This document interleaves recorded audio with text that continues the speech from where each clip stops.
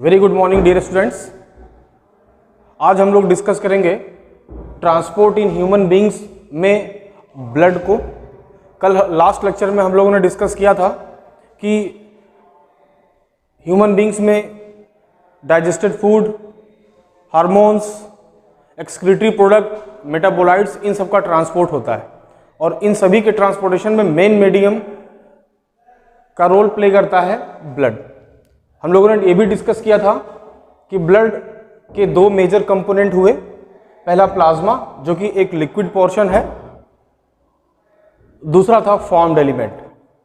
Formed element में blood corpuscles आते हैं, like red blood corpuscles, white blood corpuscles, platelets और थ्रोम्बोसाइट्स। हम लोगों ने ये भी थोड़ी बहुत बातें की थी कि आरबीसी का काम होता है transport of gases, basically oxygen and carbon dioxide. WBC का वर्क होता है प्रोटेक्शन अगेंस्ट माइक्रो ऑर्गेनिज्म और पैथोजन। थ्रोम्बोसाइट्स या प्लेटलेट्स का वर्क था कि ब्लड क्लॉटिंग में ये बहुत ही सिग्निफिकेंट रोल प्ले करते हैं। आइए अब आज हम लोग स्टार्ट करते हैं आरबीसी के बारे में पढ़ना। RBC red blood corpuscles, cells क्यों नहीं बोलते इनको?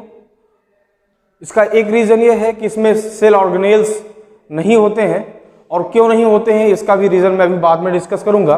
तो इनको कार्पसल्स बोला जाता है क्योंकि प्लाज्मा के बैकग्राउंड में, मैंने कल बताया था कि इस बोर्ड को मानिए आप प्लाज्मा, तो इसमें इस तरीके से ब्लड कार्पसल्स इमर्ज्ड होती हैं और फ्लोट करती रहती हैं।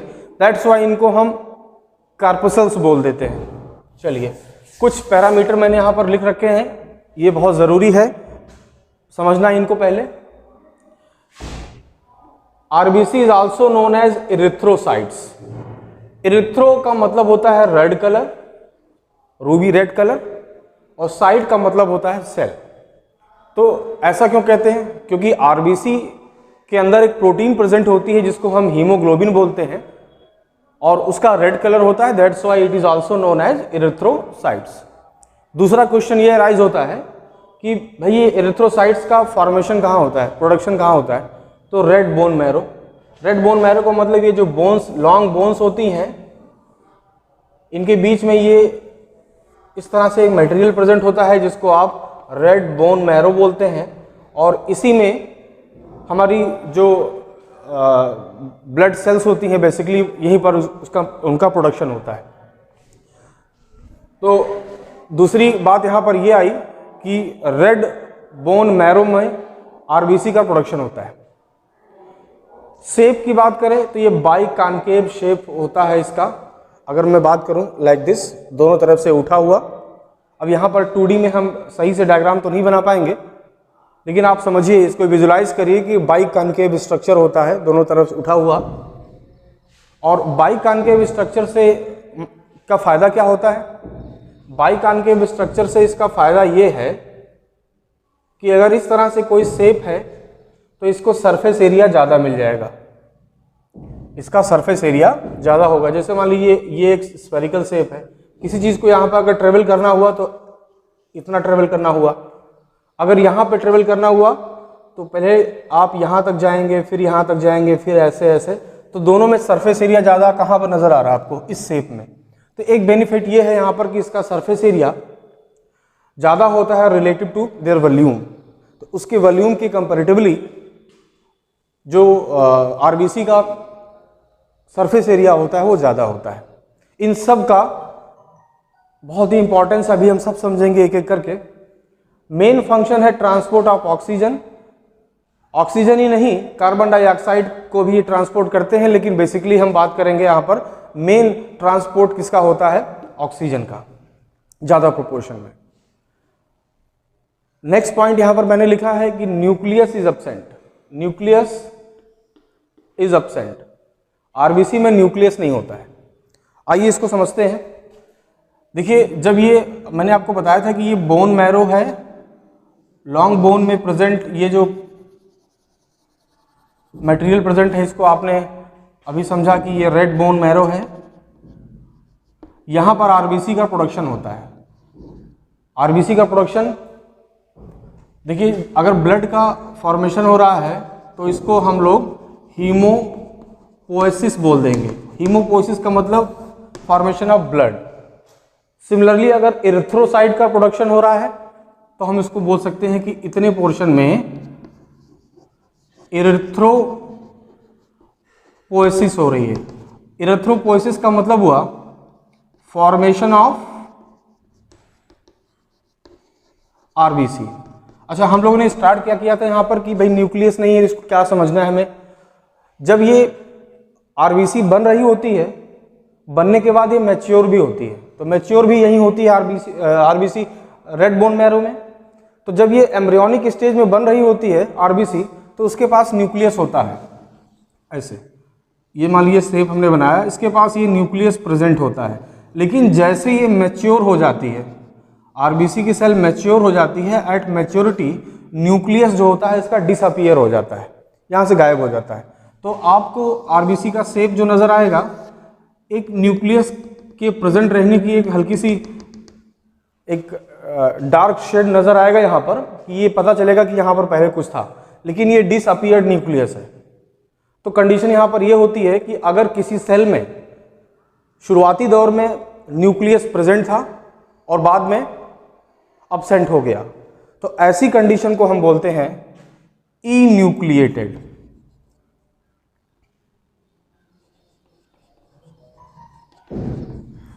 यानी जो ह्यूमन बीइंग की आरबीसी होती है वो इन्यूक्लिएटेड होती है।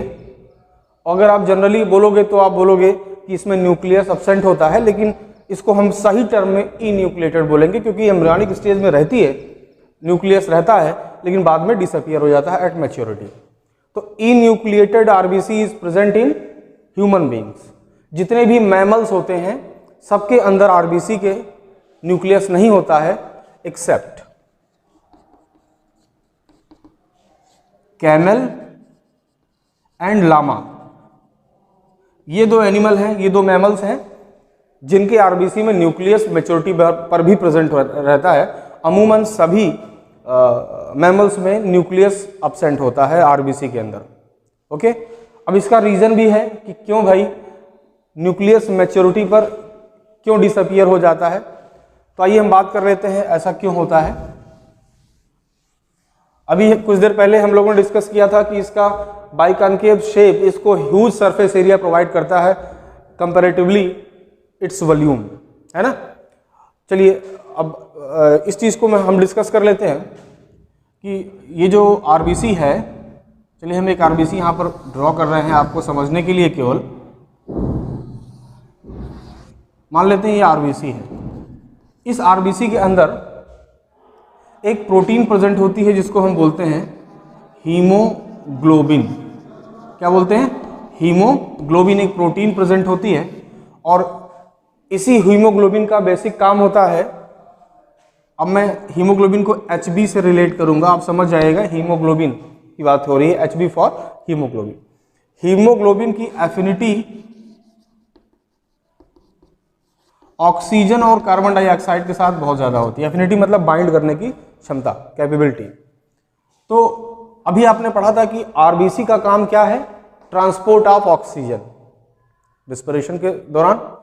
तो आरबीसी में प्रेजेंट हीमोग्लोबिन ऑक्सीजन को बाइंड करने की क्षमता रखते हैं, कैपेबिलिटी रखते हैं। तो आप इतना समझिए कि अगर बहुत सारे सेल ऑर्गेनेल होंगे, न्यूक्लियस होंगे इस आरबीसी में, तो हीमोग्लोबिन की क्वांटिटी कम हो जाएगी, भाई स्पेस कम बचेगा। अब मान लीजिए ये आरबीसी है, इसके अंदर माइटोकॉन्ड्रिया भी है, न्यूक्लियस भी है, गोल्गी अपरेटस भी है, ये सब होते तो कहीं थोड़ी सी जगह मिलती हीमोग्लोबिन के लिए।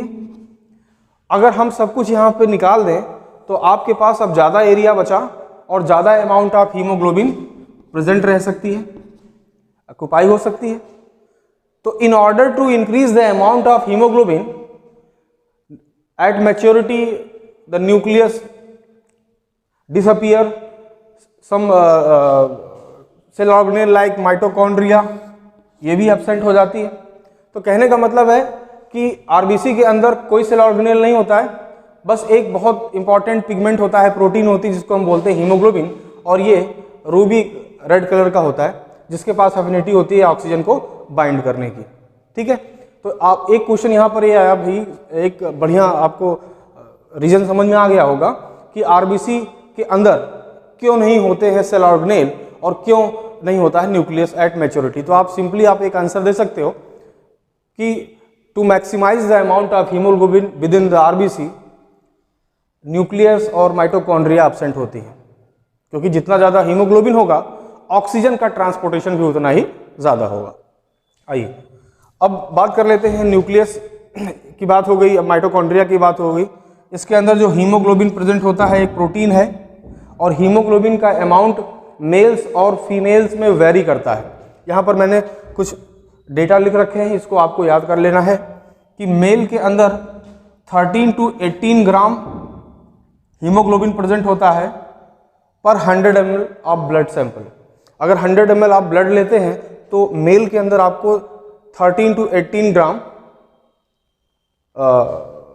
हीमोग्लोबिन मिलेगा। अच्छा, फीमेल की बात करें तो फीमेल के 100 ml ब्लड सैंपल में आपको 12 to 16 ग्राम हीमोग्लोबिन मिलेगा। अच्छा, बात करें हीमोग्लोबिन, हीमोग्लोबिन में आयरन कोर एलिमेंट होता है और इसीलिए आपको कहा जाता है कि आयरन बहुत ज़रूरी है ब्लड के फॉर्मेशन के लिए। ओके, तो इतनी बातें हम लोग यहाँ पर किए हैं, क्योंकि बहुत ज़्यादा यहाँ पर डिटेल में स्टडी इसलिए नहीं करना है क्योंकि आपके लेवल से ऊपर हो जाएगी सब बातें, बाद में आप लोग हायर क्लासेस में पढ़ोगे। लेकिन मैं कोशिश ये करूँगा कि ऊपर की बातें भी आपको अच्छे से समझ में आ जाएं, मैं कोशिश करता हूँ। यहाँ पर देखिए, ये जो एक हीमोग्लोबिन मॉलिक्यूल है, one haemoglobin molecule can bind with 4 oxygen molecule. Oxygen के 4 मॉलिक्यूल से ये बाइंड हो सकता है, यानी एक हीमोग्लोबिन मॉलिक्यूल ऑक्सीजन के 4 मॉलिक्यूल को ले जाकर के आपको आपकी सेल में डिसोसिएट कर सकता है। चलिए, जब हीमोग्लोबिन ऑक्सीजन के साथ बाइंड हो जाती है तो इस इंटरमीडिएट, इस अनस्टेबल कंपाउंड को हम बोलते हैं ऑक्सी हीमोग्लोबिन। अगर ऑक्सीजन के साथ हीमोग्लोबिन बाइंड हो गया तो ये पूरा का पूरा कंपाउंड जो कि अनस्टेबल है, इसको हम बोलेंगे ऑक्सी हीमोग्लोबिन। ये ऑक्सीजन का जुड़ना और इस ऑक्सी हीमोग्लोबिन का बनना एक तरीके से यहाँ पर एसोसिएशन हो रहा है। अब मान लीजिए जब आपने रिस्पिरेशन मतलब एयर इनहेल किया तो आपके लंग्स में ऑक्सीजन पहुंची, लंग्स में प्रेजेंट, कैपिलरी में प्रेजेंट, आरबीसी में प्रेजेंट हीमोग्लोबिन ने उस ऑक्सीजन को इस तरीके से बाइंड अप कर लिया, बना क्या लिया? Oxy haemoglobin. अब वो कैपिलरी के माध्यम से सेल में पहुंच गया। ये मान लीजिए आपकी कोई सेल है और ये कोई कैपिलरी आ रही है ऐसे, और इसी कैपिलरी में प्रेजेंट है ऑक्सी हीमोग्लोबिन। तो ये ऑक्सी हीमोग्लोबिन जब इस सेल के अंदर पहुंचेगा, इस सेल के अंदर पहुंचेगा तो ये इस फॉर्म में रहेगा ऑक्सी हीमोग्लोबिन। सेल के अंदर पहुंचने के बाद सेल को ज़रूरत है ऑक्सीजन की, तो ऑक्सी हीमोग्लोबिन के फॉर्म में तो सेल उसको यूटिलाइज करेगी नहीं फॉर रेस्पिरेशन, तो उसको क्या चाहिए? फ्री मॉलिक्यूलर ऑक्सीजन चाहिए। तो यहाँ पर ऑक्सी हीमोग्लोबिन का डिसोसिएशन हो जाता है, टूटना जिसको बोलते हैं डिसोसिएशन। डिसोसिएशन का मतलब हुआ कि ये जो बॉन्ड है ये सब ब्रेक हो जाएंगे, तो ऑक्सीजन यहाँ पर फ्री हो जाएगी और इस ऑक्सीजन को यूज करके सेल ग्लूकोज को ब्रेक डाउन करके कार्बन डाइऑक्साइड, वाटर और एनर्जी में ऑब्टेन कर लेंगे। Got it? तो कहने का मेरे मतलब ये था कि हीमोग्लोबिन का काम क्या है? जब आपने एयर इनहेल किया यानी इंस्पायरेशन, इस दौरान वो एयर आपके कहाँ गई? लंग्स में गई। चलिए मैं एक डायग्रामेटिक रिप्रेजेंटेशन से आपको समझाने की कोशिश करता हूँ कि एक्चुअली होता क्या है ट्रांसपोर्ट में। ये मान लीजिए आपका लंग्स, मैं इस तरह से एक बॉक्स बनाता हूं और बड़ा कर लेते हैं इसको।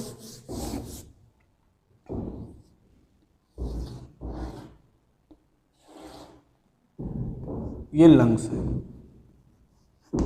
ओके, आपने ऑक्सीजन इनटेक किया, आपने जब इनहेल किया, सांस अंदर लिया, तो उस आपके सभी एयर के साथ उसमें ऑक्सीजन भी रहा होगा, वो ऑक्सीजन पहुंच गया आपके लंग्स में, ये पहुंच गया ऑक्सीजन। ओके, अब इस लंग्स में ऐसे बहुत सारी कैपिलरी का एक डेंस नेटवर्क होता है, कैपिलरी ब्लड कैपिलरीज का डेंस नेटवर्क होता है, लाइक दिस। बहुत सारा ऐसा नेटवर्क होता है कैपिलरी का जिसमें ब्लड फ्लो हो रहा होता है। अब ये ऑक्सीजन जैसे यहाँ पर आया तो डिफ्यूजन की मदद से वो कैपिलरी के अंदर पहुँच गया। कहाँ पहुँच गया? कैपिलरी के अंदर। और कैपिलरी में क्या फ्लो हो रहा है? ब्लड। क्या फ्लो हो रहा है? ब्लड। और ब्लड में क्या है? आरबीसी। आरबीसी के अंदर क्या है? हीमोग्लोबिन। अगर हम इस इतने रीजन को थोड़ा सा बड़ा करें, ये मान लेते हैं ब्लड कैपिलरी जहाँ पर ये ऑक्सीजन एंट्री कर रही है। ये देखिए ऑक्सीजन इस तरीके से आई, जैसे अंदर पहुंची यहाँ पर प्रेजेंट आरबीसी और वहाँ पर प्रेजेंट हीमोग्लोबिन ने इसको बाइंड करके क्या बना दिया? Oxy haemoglobin. तो ऑक्सी हीमोग्लोबिन के फॉर्म में ही ऑक्सीजन ट्रांसपोर्ट होता है। ट्रांसपोर्ट कहाँ होगा? सेल में होगा। अब यहाँ से इस तरीके से, हालांकि बीच में ये हार्ट से होके जाएगा, ये हार्ट है, हार्ट में ये पहुंचेगा ऑक्सीजनेटेड ब्लड, ये हार्ट में पहुंचा ऑक्सीजनेटेड ब्लड, ऑक्सी हीमोग्लोबिन। आप समझिएगा कि ऑक्सी हीमोग्लोबिन जहां मैं लिख रहा हूं यानी ऑक्सीजनेटेड ब्लड है, हार्ट में पहुंचा। हार्ट से प्योर ब्लड कहाँ गया? ये आपकी कोई सेल है, कोई टिश्यू है, गॉट इट।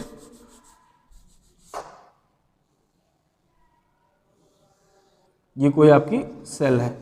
अब यहाँ से जब हार्ट में ऑक्सीजनेटेड ब्लड पहुँच गया, ऑक्सीजन किस फॉर्म में है? ऑक्सी हीमोग्लोबिन के फॉर्म में। तो ये ऑक्सी हीमोग्लोबिन हार्ट के थ्रू होता हुआ, आर्टरी के थ्रू होता हुआ कहाँ पहुँचा?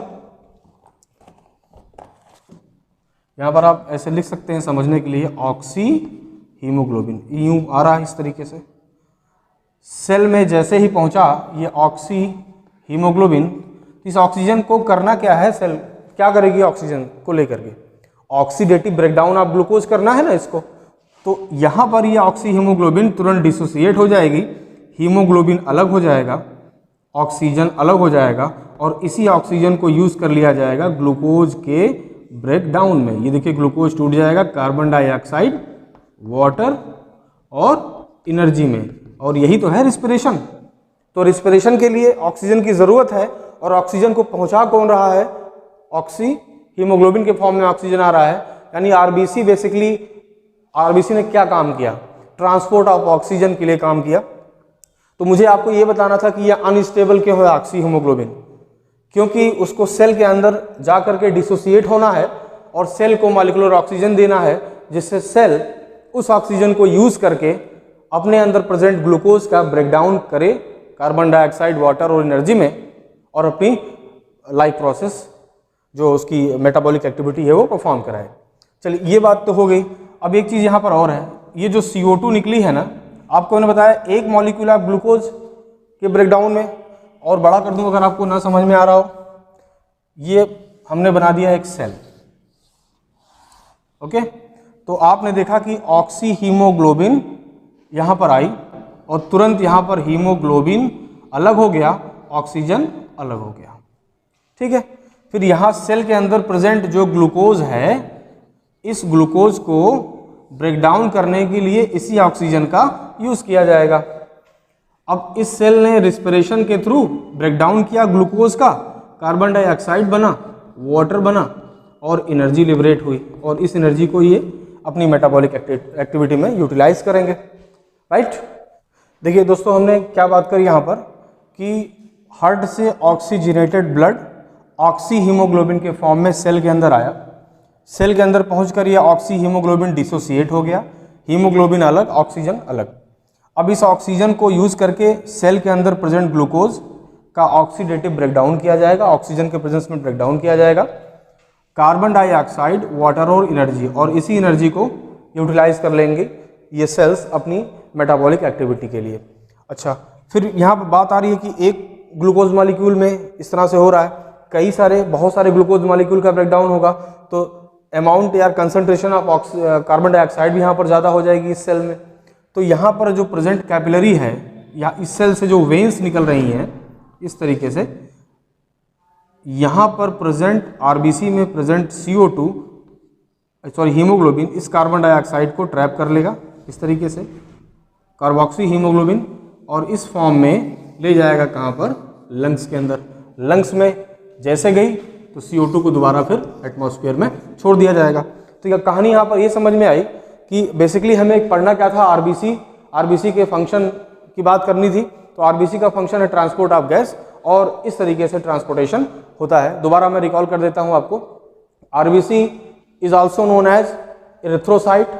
इरिथ्रोसाइट का प्रोडक्शन कहाँ होता है, रेड बोन मैरो में। शेप कैसा होता है, बाई कॉनकेव शेप होता है। Production of RBC is known as erythropoiesis. RBC जो मैमेलियन आरबीसी है वो ई न्यूक्लिएटेड होती है। ई न्यूक्लिएटेड का मतलब मैंने बताया कि एट मैच्योरिटी आरबीसी से न्यूक्लियस डिसअपियर हो जाता है। मैमेलियन आरबीसी में कोई भी सेल ऑर्गेनेल नहीं होते हैं, और मैमल्स में केवल कैमल और लामा है जो इसका एक्सेप्शन है। उनके आरबीसी में न्यूक्लियस प्रेजेंट होता है। आरबीसी के अंदर एक प्रोटीन प्रेजेंट होती है, दैट इज हीमोग्लोबिन, जो कि बनी होती है हीम और ग्लोबिन से। इसकी एफिनिटी होती है कार्बन डाइऑक्साइड और वाटर को बाइंड करने की। ऑक्सीजन का ट्रांसपोर्ट ऑक्सी हीमोग्लोबिन के फॉर्म में होता है। ऑक्सी हीमोग्लोबिन में 4 मॉलिक्यूल ऑफ ऑक्सीजन होते हैं, मीन्स एक haemoglobin molecule can bind with 4 molecules of oxygen. It is an unstable compound. Cell में पहुंचने के बाद ये डिसोसिएट हो जाता है, हीमोग्लोबिन अलग, ऑक्सीजन अलग, और इसी ऑक्सीजन को यूटिलाइज करके ग्लूकोज का ब्रेकडाउन किया जाता है, रिस्पिरेशन की प्रोसेस फैसिलिटेट की जाती है। तो हालांकि बहुत सारे फंक्शन हैं, लेकिन बेसिक आपके कोर्स और आपकी क्लास के हिसाब से ये इतना बहुत है। आई थिंक आज की वीडियो आपको समझ में आई होगी। कोई भी डाउट अगर है तो आप कमेंट बॉक्स में लिख के मुझे बता सकते हैं। Thank you.